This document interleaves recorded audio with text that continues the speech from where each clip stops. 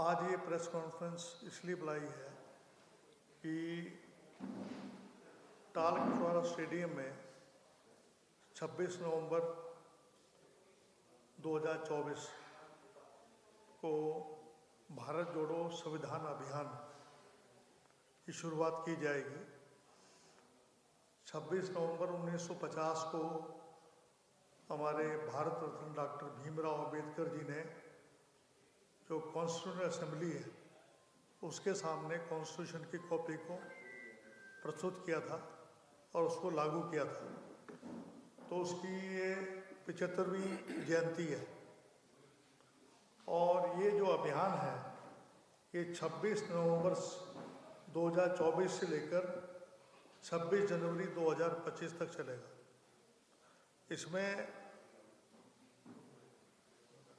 कई जगह हमारे सेमिनार्स होंगे, लेकिन जो मेन जो प्रोग्राम है वो अभी 26 नवंबर 2024 को टालकटोरा स्टेडियम में, जिसमें मल्लिकार्जुन खड़गे जी, राहुल गांधी जी और तमाम जितने भी सीनियर लीडर्स हैं वो इसमें आएंगे। और मुख्य तौर पे जो एजेंडा है, आप जानते हैं कि आरएसएस ने कभी भी जब कॉन्स्टिट्यूशन लागू किया था तो उन्होंने मनुस्मृति की बात की थी, कॉन्स्टिट्यूशन की बात नहीं की थी और उन्होंने कभी भी इस कॉन्स्टिट्यूशन को अपनाया नहीं आरएसएस के लोगों ने। और अगर आप देख रहे हैं कि पिछले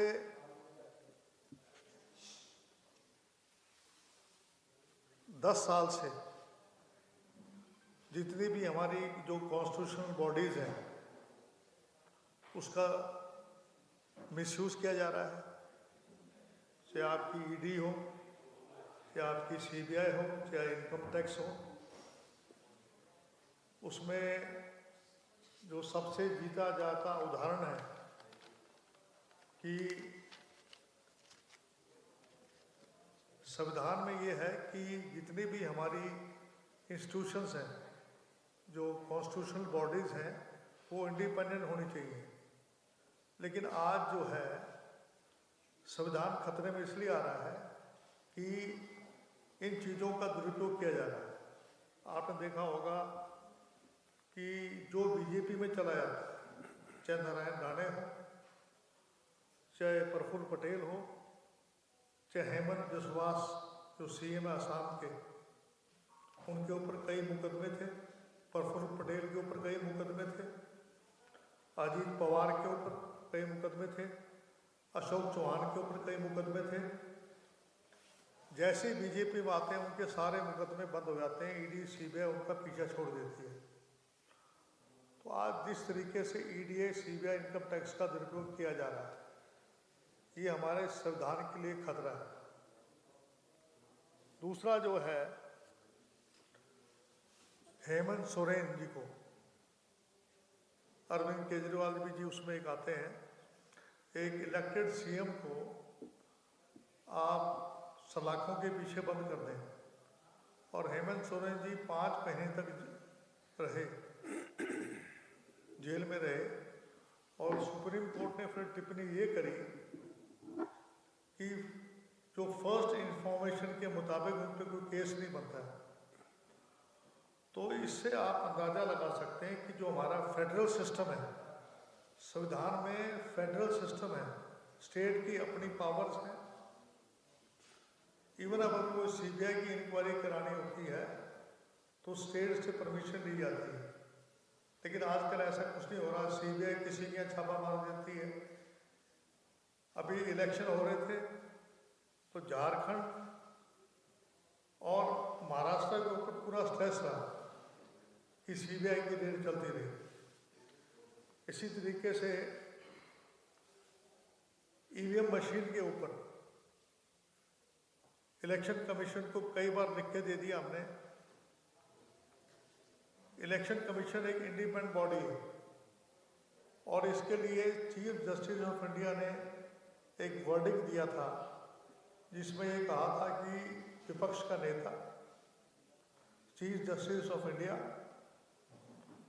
और प्राइम मिनिस्टर, 3 मेंबर होंगे जो इलेक्शन कमीशन की नियुक्ति करेंगे, चीफ इलेक्शन कमिश्नर। लेकिन इस सरकार ने अपने बहुमत के बल के ऊपर उस चीज़ को चेंज कर दिया, चीफ जस्टिस ऑफ इंडिया को बाहर कर दिया और उसमें अपना मिनिस्टर या अपना नुमाइंदा उसमें डाल दिया। तो इससे साफ जाहिर होता है कि ये इलेक्शन कमीशन जो है वो पूर्ण रूप से इनके कंट्रोल में है। डीजीपी इन्होंने झारखंड का बदल दिया, लेकिन महाराष्ट्र का तब बदला जब हम कई बार कंप्लेंट करी, और वो भी इलेक्शन से 2 दिन पहले महाराष्ट्र का डीजीपी इन्होंने बदला। तो झारखंड का डीजीपी बदला है उन्होंने, डीजीपी बदल दिया एकदम से, और महाराष्ट्र का नहीं बदल रहे थे, बड़ी मुश्किल से बदला। एक वो लेडी है, मुझे नाम याद नहीं है, उसको बड़ी मुश्किल से चेंज किया। तो मेरा कहने का मकसद ये है कि आज जो है ज़रूरत इस बात की है कि हम किस तरीके से प्राइवेटाइज हो रही हैं, प्राइवेटाइजेशन के ऊपर बहुत जोर दिया जा रहा है, आपकी पहल है। अब मैं आपको आंकड़े देना चाहूँगा। पहला जो है, संविधान जो है समानता की बात करता है, असमानता की बात नहीं करता है। लेकिन जो वर्ण व्यवस्था है, जो आरएसएस की सोच है, उसकी वजह से समानता किसी भी प्रकार से नहीं आ रही है। उसमें आप शिक्षा ले लीजिए, वो भी चंद लोगों के पास 80% जो एजुकेशनल इंस्टीट्यूशंस हैं वो प्राइवेटाइज हो गई हैं। 80% जो एजुकेशन है, और वो भी कुछ एलाइड लोग हैं, बड़े बड़े पूंजीपति हैं, बड़े बड़े जो धन्ना सेठ हैं, और वो भी उस श्रेणी से आते हैं जिसे कहते हैं अपर कास्ट।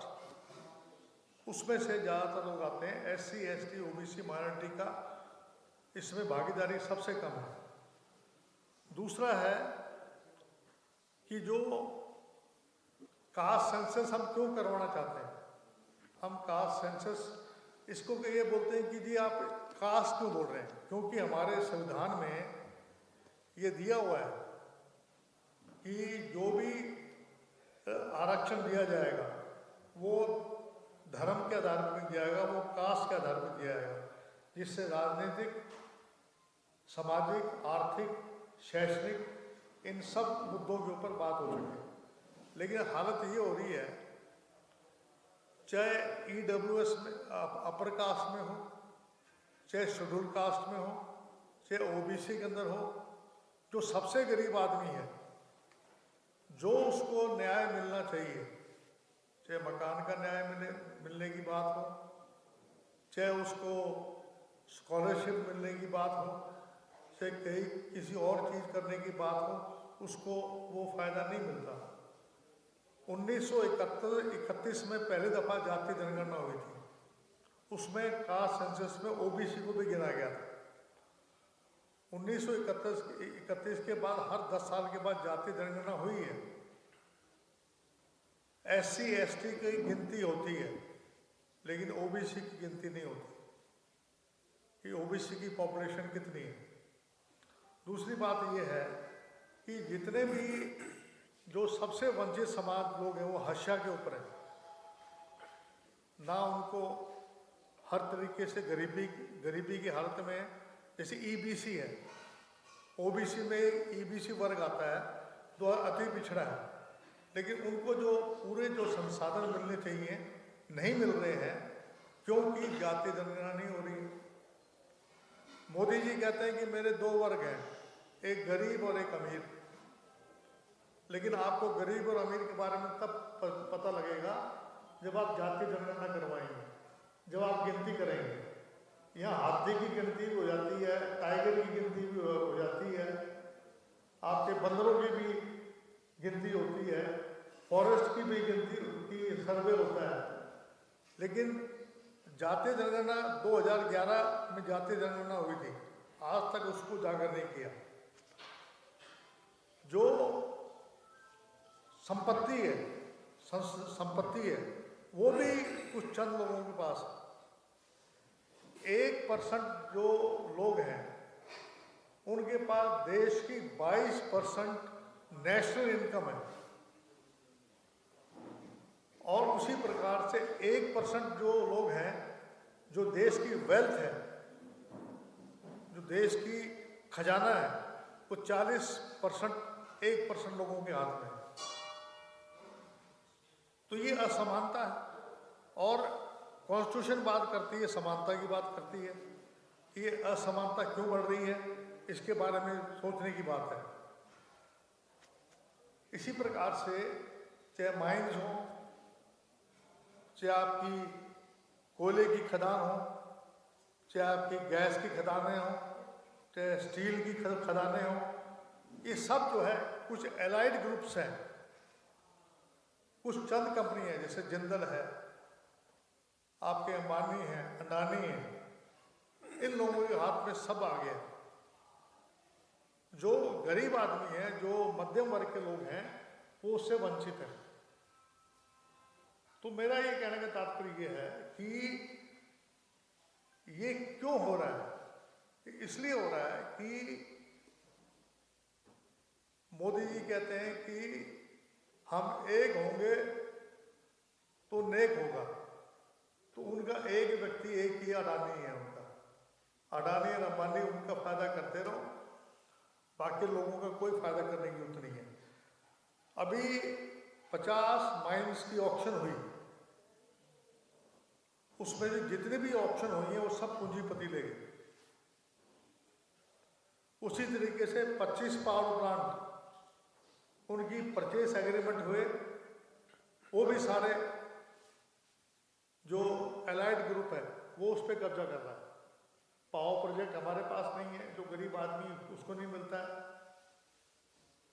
आपके इरिगेशन प्रोजेक्ट्स हैं, चाहे वो डैम्स हो, चाहे वो कैनाल्स हो, चाहे वो छोटे मोटे जितने भी काम हैं, वो सब जो है चंद लोगों के हाथ में आ रहे हैं। एयरपोर्ट वगैरह हैं, 13 एयरपोर्ट प्राइवेटाइज किए हैं, किसके पास है?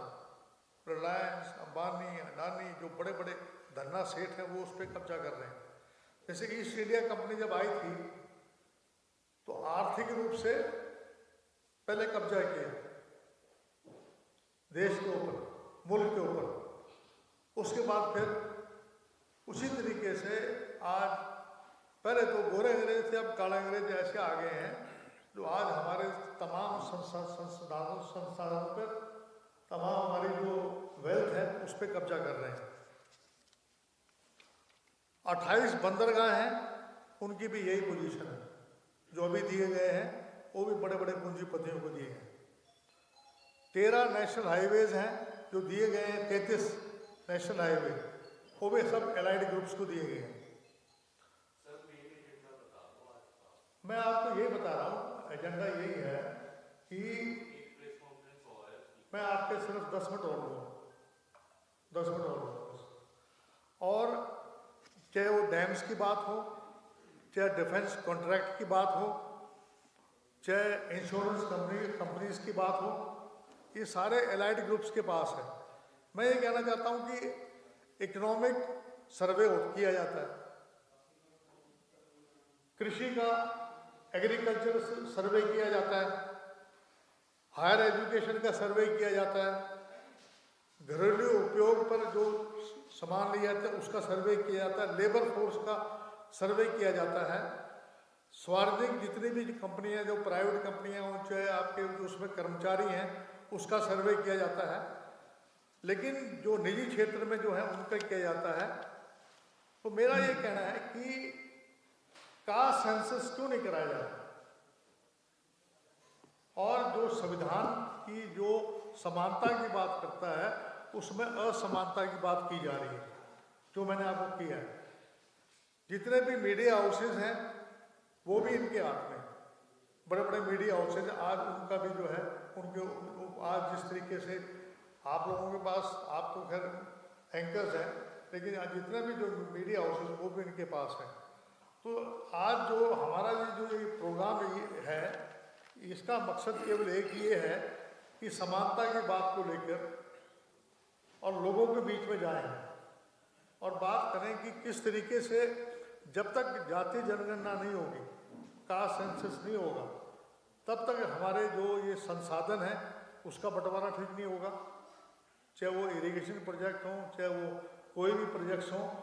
और जो समानता की लड़ाई है, संविधान के अंदर जो समानता की लड़ाई है, उस समानता की लड़ाई को लड़ने का हमारा उद्देश्य है। और जो सामाजिक रूप से कमज़ोर लोग हैं उनको अधिकार दिलाने की हमारी कोशिश रहेगी। और मैं आपको कुछ आंकड़े देना चाहूँगा। सर 5 मिनट बोला है मैंने आपको। हाँ, ये तो आप लोग हमेशा समझाते ही हो ये सारी चीजें। हाँ, मुझे बता दो। हाँ, लेकर ये जाएंगे कि असमानता जो बढ़ रही है उसके लिए जातीय जनगणना कराना बहुत ज़रूरी है। जातीय जनगणना हमें करवानी चाहिए। और जो असमानता हो रही है उसके लिए हमें लड़ाई लड़नी है, उसके लिए जनता के बीच में जनता को जागरूक करना है। ये मुख्य उद्देश्य है इसका। और जैसे कि मैंने आपको बताया है कि जैसे फसल बीमा योजना है, वो सारी जो इनके पास है, वाइस चांसलर आउट ऑफ 45 केवल एक शेड्यूल कास्ट का है और 3 जो है वो सेंट्रल यूनिवर्सिटी में वो ओबीसी के हैं। 661 जो हैं आपके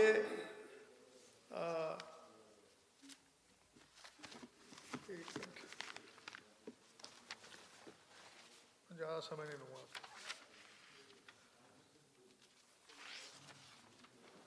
हाई कोर्ट जजेस में टोटल 661 जजेस हैं, जिसमें से एससी के 21 हैं, एसटी के 12 हैं और ओबीसी के 78 हैं। बाकी सब अपर कास्ट के लोग हैं। ये मैं आपको बताना चाहूँगा। दूसरी बात ये है कि जो बजट है,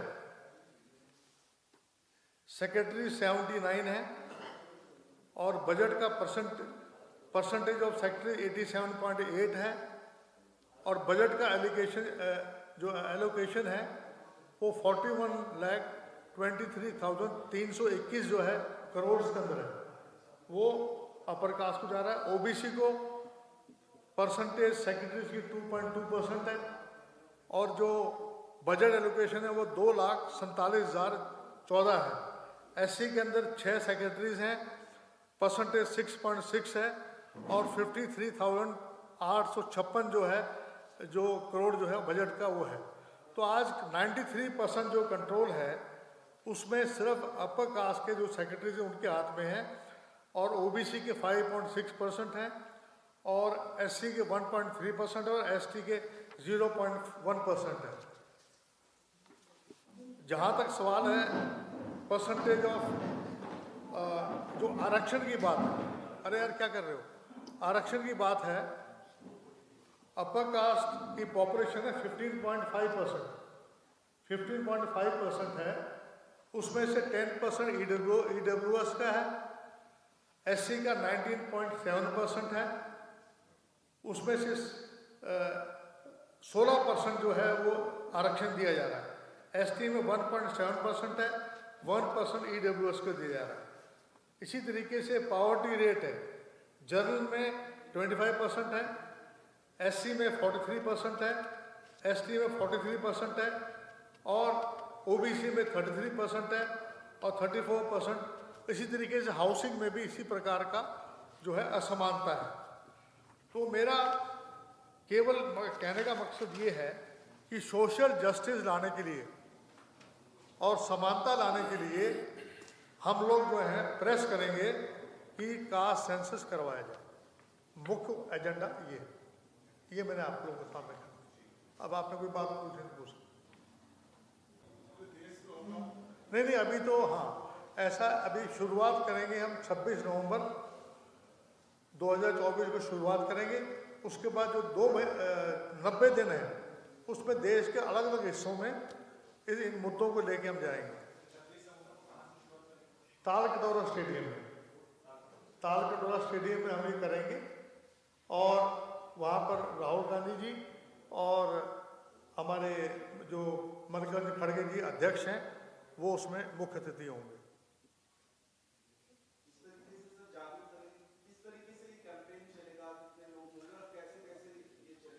हम लोगों को केवल एक बात कहना चाह रहे हैं कि जनता को जागरूक कि भारतीय जनता पार्टी केवल चंद लोगों को फायदा पहुंचाने के लिए कास्ट सेंसस नहीं करा रही है। जब जानवरों की गिनती हो जाती है, कृषि की सर्वे हो जाता है, इरिगेशन का सर्वे हो जाता है, सो आपके जो है शिक्षा के क्षेत्र में हो जाता है, प्राइवेट कंपनियों का जो कर्मचारी है उनका हो जाता है, तो ओबीसी का कास्ट सेंसस कराने में सरकार को दिक्कत क्या है? जब वो ओबीसी की बात करती हैं तो उनकी जो है क्यों, और असमानता सब जगह है, चाहे सेक्रेटरीज के अंदर की बात हो, चाहे हाई कोर्ट के जजेस के अंदर की बात हो, चाहे कहीं भी बात हो, असमानता की बात है।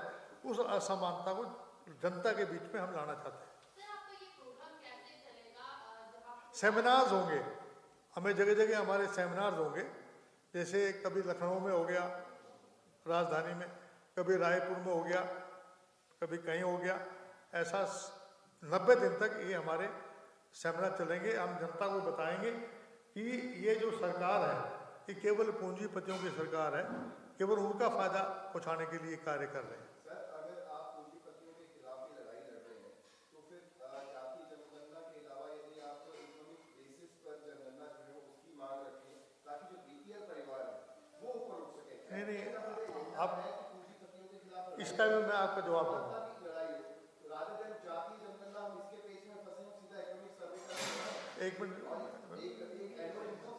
इसका जवाब देता हूँ मैं। देखो ऐसा है, हमारे कॉन्स्टिट्यूशन के अंदर इकोनॉमिक कास्ट सिस्टम के हिसाब से सेंसस किया जाता है, कास्ट के हिसाब से सेंसस किया जाता है, और उसमें इकोनॉमिक आधार पे ही, जैसे ओबीसी है उसमें जो अति पिछड़ा है उनको इकोनॉमिक तौर पे अति पिछड़ा बताएंगे, जो शेड्यूल्ड कास्ट है उनको इकोनॉमिक तौर पे जो अति पिछड़ा है उनके लिए अलग योजनाएं बनेंगी, उनके लिए अलग योजनाएं बनेंगी, उनके लिए पॉलिसीज बनाएंगे। अपर कास्ट के अंदर चाहे ब्राह्मण हो चाहे वो वैश्य हो, उसमें ईडब्ल्यूएस के अंदर जो सबसे कमज़ोर आदमी है उनके लिए अलग कोटा रखेंगे, उनके अलग पॉलिसीज बनाएंगे, उनको हाउसिंग पॉलिसी देंगे, उनकी योजनाएं बनाएंगे। तो इकोनॉमिक इसलिए हम नहीं कर पा रहे हैं क्योंकि संविधान में जो बाबा साहब भीमराव अम्बेडकर जी बना के गए थे वो जातीय तौर पे जनगणना कर सकते हैं। सर, लंबे समय से कास्ट सेंसस की आप डिमांड कर रहे हैं, लेकिन जितने भी विधानसभा चुनाव में बहुत नेगेटिव प्रदर्शन कांग्रेस का कहीं ना कहीं होता है, ओबीसी कहाँ से आता है, ओबीसी डिमांड कहाँ कर रहा है? अगर ओबीसी डिमांड करता तो शायद आपके साथ नहीं, ऐसी बात नहीं है, ऐसी बात नहीं है कि सब जगह हम हार रहे हैं, ऐसी बात तो नहीं है। देखो ऐसा है कि इस मुद्दे को चाहे हम हारते हैं जीतते हैं, इसका कारण कई और दूसरे भी हो सकते हैं। जन आंदोलन बढ़ाने के लिए ही ये कार्रवाई कर रहे हैं, हमारा मकसद ही यही है।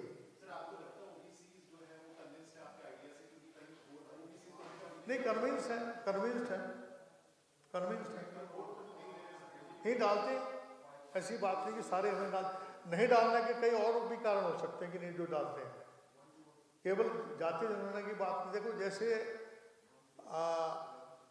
कई कारण हो सकते हैं, जैसे कहीं मुद्दा हिंदू मुसलमान का बना देते हैं ये लोग, कहीं जाट नॉन जाट का बना देते हैं ये लोग, तो वो जो मुद्दे हैं वो गौण हो जाते हैं। हम चाहते हैं कि जो मुद्दा है उसको हम मेन स्ट्रीम में लेके आए, हम मुद्दों की बात करें, हम शिक्षा की बात करें, हम जो है विकास की बात करें, हम एम्प्लॉयमेंट की बात करें कि आज हमें एम्प्लॉयमेंट कम क्यों मिल रहा है।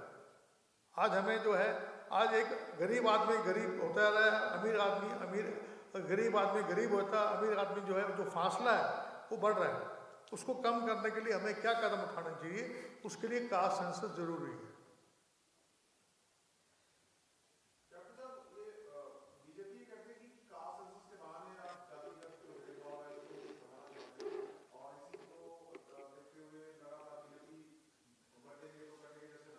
नहीं, ये तो अभी भी इनको सेंसस तो अभी भी करेंगे, सेंसस तो इनको करना पड़ेगा, क्यों डिलिमिटेशन है, या 2011 के हिसाब से ही करेंगे।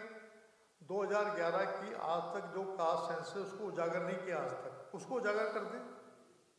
तो 2011 में जो कास्ट सेंसस हुआ था उसको उजागर कर दें। उसमें सिर्फ SC और ST की गिनती हुई थी, OBC की गिनती नहीं हुई।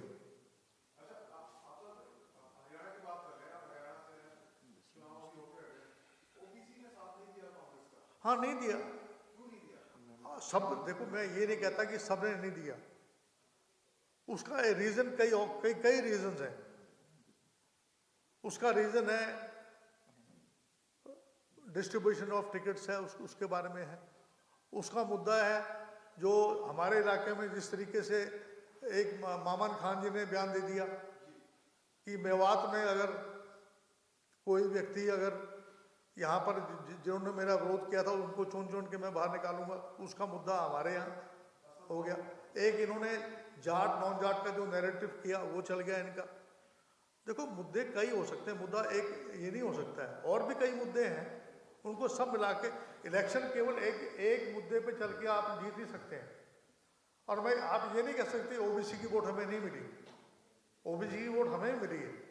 1% का फर्क तो है, 1% का फर्क तो है भाई, कुछ ज़्यादा फर्क थोड़ी ना है। अगर ये टिकट वितरण ठीक हो जाता, मैं आपको एग्जांपल दे देता हूँ, जहाँ पर गलत टिकट दी है, बल्लभगढ़ में टिकट गलत दी है, हाँ, शारदा राठौर को मिलनी चाहिए थी। यहाँ पर जो है निर्मल सिंह की जो बेटी है चित्रा चरवारा, उसको मिलनी चाहिए। तो भैया देखो, ऐसा है कि ये कहना है कि भी BJP जीत रही है तो कास्ट सेंसस नहीं होना चाहिए, ये कोई बात नहीं है।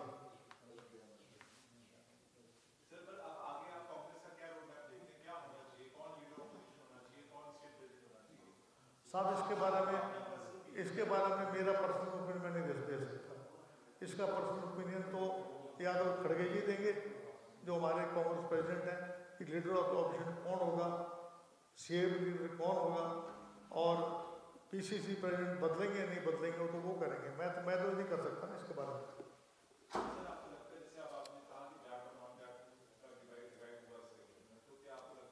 नहीं, एक बात मैं फ्रेंकली कहता हूँ कि OBC को जितनी टिकटें मिलनी चाहिए थी उतनी नहीं मिली।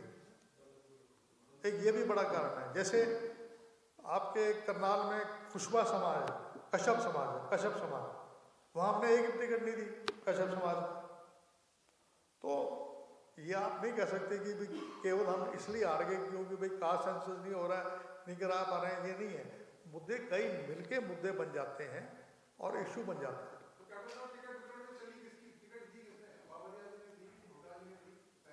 आपको सबको पता किसने दी है, मेरे बताने की जरूरत नहीं है। आज अखबारों में आप मेरे से ज़्यादा आप मेरे मुँह से क्यों कवाना चाहते हैं, आपको ज़्यादा पता है। बिल्कुल, शैलजा फैक्टर भी रहा, वो जो है इससे दूर रही 10 दिन तक, उसका असर पड़ा।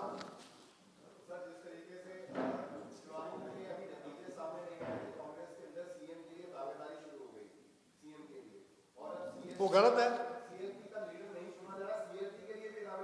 मैं कहता हूं कि ये इसमें तो कोई बुराई नहीं है। बनने के बाद, बनने से पहले CM की ओपनली ये कहना कि मैं CM बनूंगा, मैं सब गलत था, वो नहीं होना चाहिए था। जब मैं आपको बोल रहा हूँ गलत है तो फिर कोई ना कोई बात तो है ना। हाँ।